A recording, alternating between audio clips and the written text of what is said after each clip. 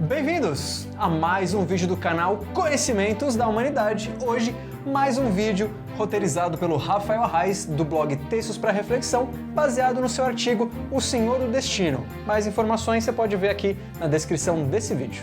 E hoje nós vamos falar de um assunto que já foi muito pedido aqui, Sim. que é o estoicismo. Mas antes de começar o vídeo, um recado para você que é de Piracicaba e região. Olha, tipo Silvio Santos agora. Eu vou estar no dia 5 de maio, lá em Piracicaba. De 2018. Dando um curso sobre simbolismo e hermetismo. Bom, Olha que hein? bacana, eu vou juntar as duas coisas. Vou explicar o hermetismo e vou explicar toda a simbologia para fazer uma amarração ali no negócio, não é magia de amarração, uma amarração nos dois temas. Então, se você gostou, vai ser na Mansão Rubi, lá em Piracicaba. A gente vai colocar aqui na descrição do vídeo o link para você acessar, para você mandar e-mail, para você se inscrever no curso.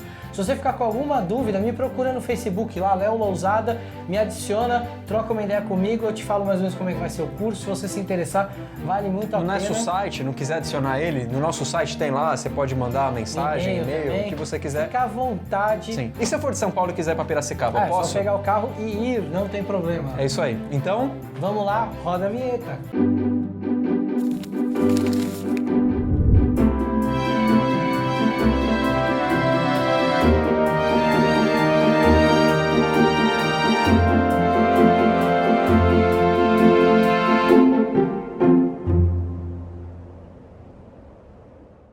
Um dos maiores sábios da antiguidade nasceu escravo, mas isso não impediu com que ele tivesse uma das almas mais livres do mundo. Que bonito. Epícteto nasceu em Hierápolis, na atual Turquia, em cerca de 55 depois de Cristo, e provavelmente foi levado ainda jovem para Roma, onde teve como mestre Epafrodito, que por sua vez servia ao então imperador Nero. Aquele que botou fogo em Roma.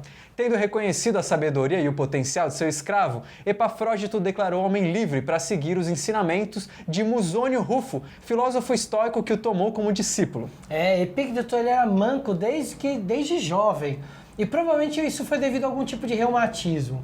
Porém, alguns estudiosos que dizem que foi devido aos castigos a que ele foi submetido enquanto ele era um jovem escravo. Mas foi com a razão e as suas ideias que ele caminhou muito além do seu professor no estoicismo.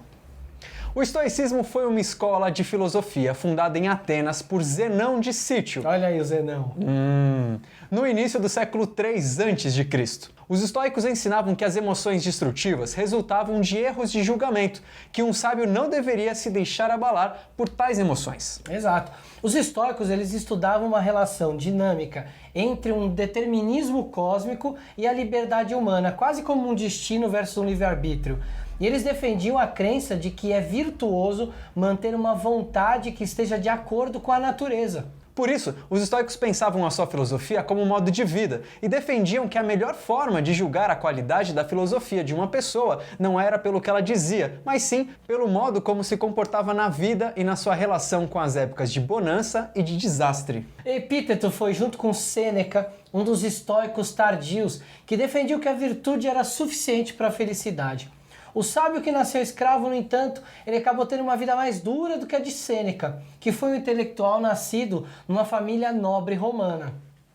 Assim, a sua fama se deveu sobretudo ao seu exemplo de vida. Como Sócrates e outros sábios antigos, Epícteto jamais deixou nada escrito. Foi graças às anotações de Ariano, um de seus discípulos, que nos chegou à modernidade as anotações de suas aulas, os discursos e o manual de Epícteto, sendo o último apenas um resumo do primeiro. Apesar de terem influenciado inúmeros grandes filósofos e religiosos posteriormente, os estoicos também foram alvos de muitas críticas, usualmente por quem mal conheceu suas obras ou as interpretou de forma apressada, ou também, em alguns casos, como Nietzsche, por exemplo, que a transportou para um contexto inadequado dentro do cristianismo.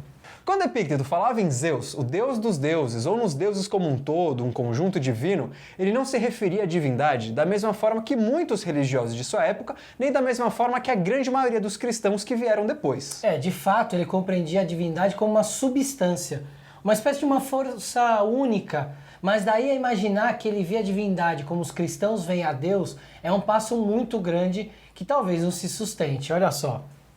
Este mundo é uma única cidade. A substância da qual ele é feito é una e necessariamente existe uma revolução periódica. Os seres cedem lugar uns aos outros. Uns se dissolvem enquanto outros aparecem. Uns estão fixos e outros em movimento. Tudo está repleto de amigos. Antes de tudo, os deuses. Em seguida, os homens, que a natureza uniu intimamente uns aos outros. Uns são dados a viver juntos, outros a se separar. É preciso regozijar-se por estar juntos e não se afligir por dever se separar. O homem, além de sua grandeza natural e da sua faculdade de desprezar o que não depende de sua escolha, ele possui ainda essa propriedade de não criar raízes e também de não estar amarrado à terra, mas de ir de um lugar a outro, seja pressionado pelas necessidades ou seja simplesmente para poder contemplar. O sábio estoico defendia o uso da razão acima das emoções destrutivas, que poderiam levar ao desespero e à angústia permanentes, mas você deve imaginar que ele era contrário às emoções em geral. Para Epícteto, a existência era uma grande festa, uma grande oportunidade de se contemplar a grandiosidade da natureza e de se caminhar passo a passo, cada vez mais próximo da divindade. A razão, na antiguidade grega, era muito mais o logos, uma razão conectada ao cosmos, aos desígnios da natureza, à intuição e à experiência mística e religiosa. O logos é muito diferente da razão fria e puramente científica, conforme é entendida nos tempos modernos. Assim, o que os estoicos procuravam suprimir através da medicina mental eram o que eles chamavam de emoções destrutivas, jamais as prazerosas.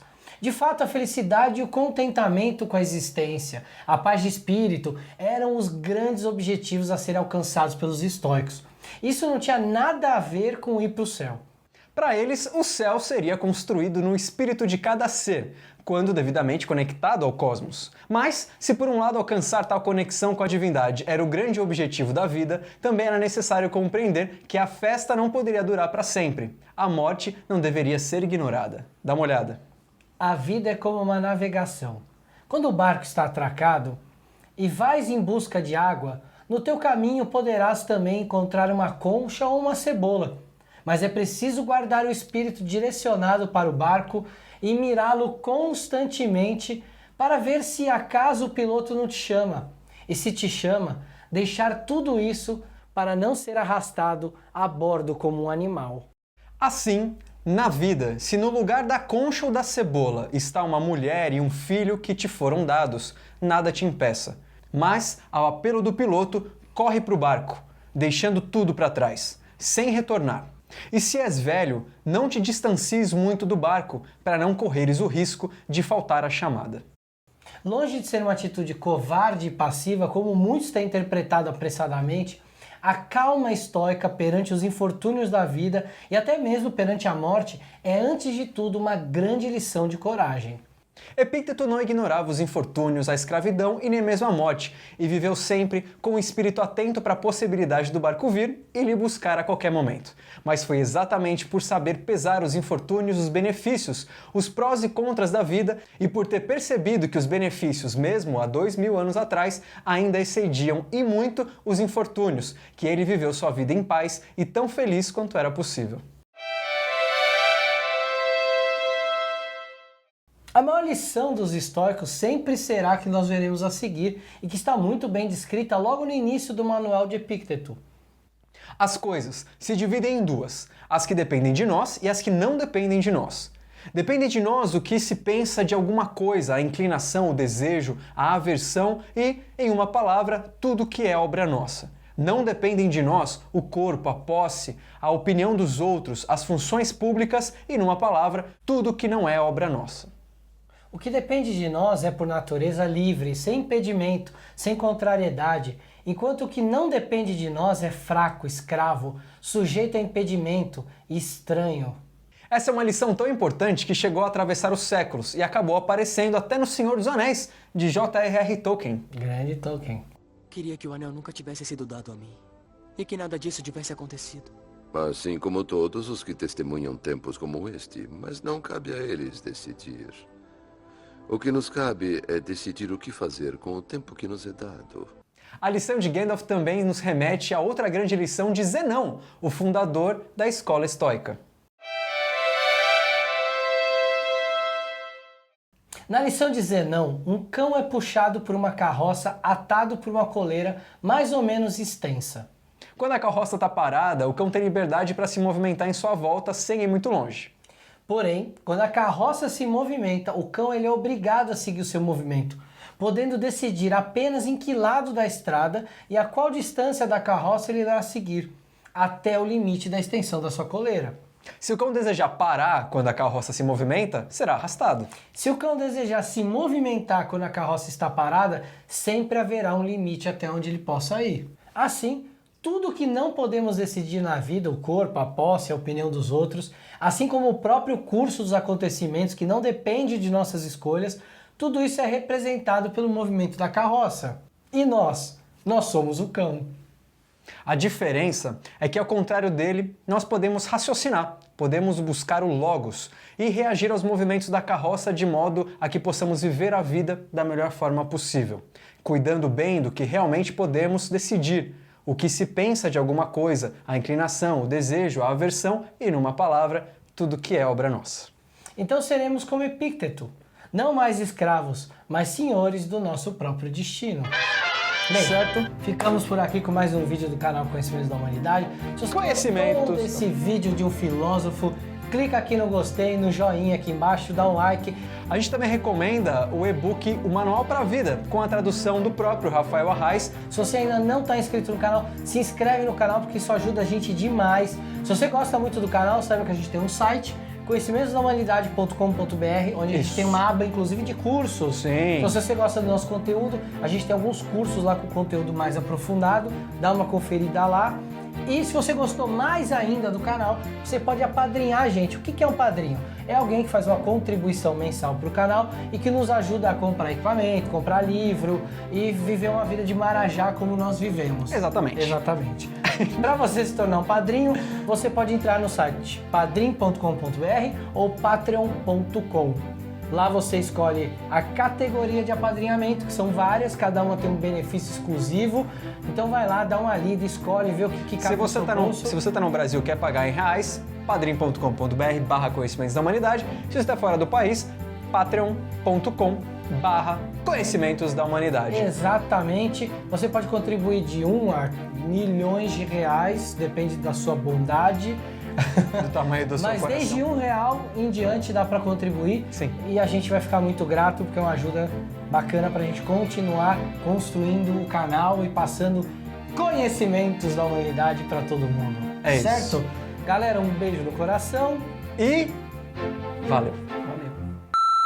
Alibaba. É não. Você tá gravando? Eu tô, né? É no decote, acho. Merda.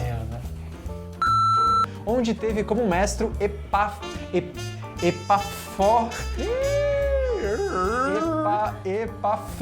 É, Epafrodito.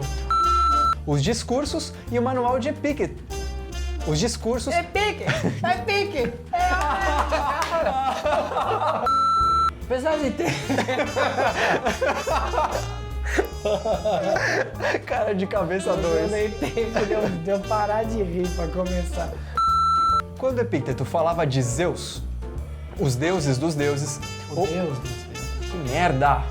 Não, é um Deus, não fala assim dele. Desculpa. É preciso regozijar-se por estar junto e não por se afligir por dever se passar. É preciso regozijar-se por estar juntos e não por se afligir por dever se esperar. Mas que Não consigo, né, Moisés? Se fechar a janela, vai resolver. Não, deixa assim, eu não quero morrer torrado aqui dentro. Deixa o Fusca lá. Ah lá, mano. Eu vou lá, vai. Ah, mano. Depois eu tenho que chegar em casa e passar hipoglós, que eu fico assado de gravar. Mas foi exatamente por saber... Tá foda, né? Mas foi exatamente por saber pesar os infortúnios, os benefícios... que está muito bem descrita no início do manual de Epícteto. Epícteto. Epícteto. A maior lição dos estoicos sempre será essa que vamos ver agora e que está muito bem descrita no início do manual de Epicteto. As coisas se dividem em duas: as que dependem de nós e as que não dependem de nós. É tipo problema de tipo 1 e problema de tipo 2, né? Problema de tipo 1 é problema meu, problema de tipo 2 é problema seu. Sou eu? Vai. O cão e a carroça.